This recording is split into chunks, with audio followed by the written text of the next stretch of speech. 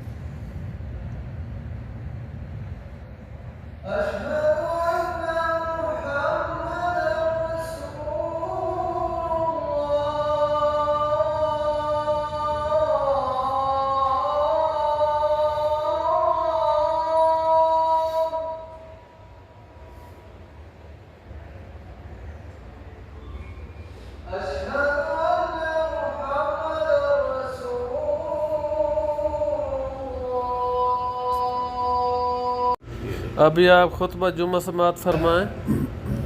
अल्हम्दुलिल्लाह खलक़ल खल्क़ वहदा व अमरहुम व नहाहुम व lam yatrukहुम सुदा व नसब लहुम मआलिम व मनाराtin व सुवा व अशहदु अन ला इलाहा इल्लल्लाह वहदहु ला व अशहदु anna sayyidana व नबिyyana मुहम्मदन अब्दुहु व रसूलुहु बल्लग़ रिसालata व अद्दा al-amanata व नसहा al-ummah सल्लल्लाहु अलैहि व अला आलिहि व सहबिहि व मन तबिअहुम बि इहसान इला यौमिद्दीन। अम्मा बअद फअऊसीकुम व नफ्सी बितक़वल्लाह फहिय सबीलुन नजाह व तरीक़ुस सआदति फिद दुन्या वल आखिरह।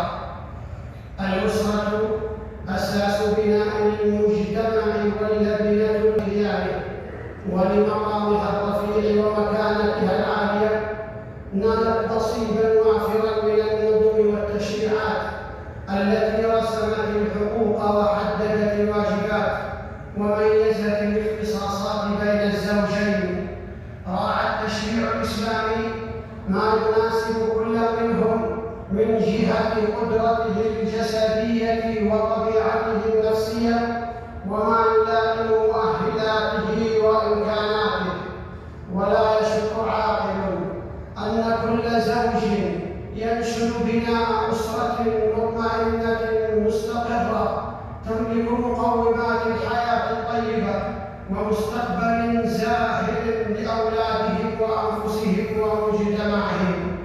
وللمرأة دورها الذي لا يسده غيرها ولا يملأه سواها، فهي المربية الناصحة والرأي الحصيف، وهي لزوجها السند المتين ولأسرتها الركن الركين والحنان المتدفق والرحمة الغامرة.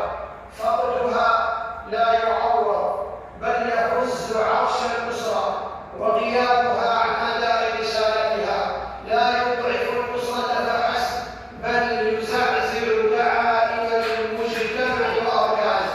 وجدير بالذكر أنه لا يستقيم سير مؤسسة أو شركة أو كيان إلا بقائد يدير دفتها ويحيط بشؤونها.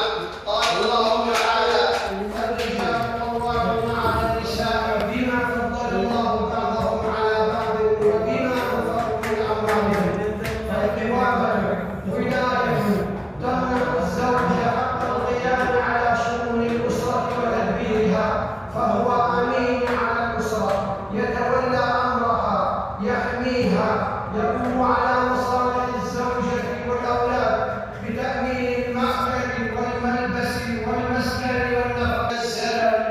التمرد على منصب القوامة ومنازعة الرجل ما كلفه الله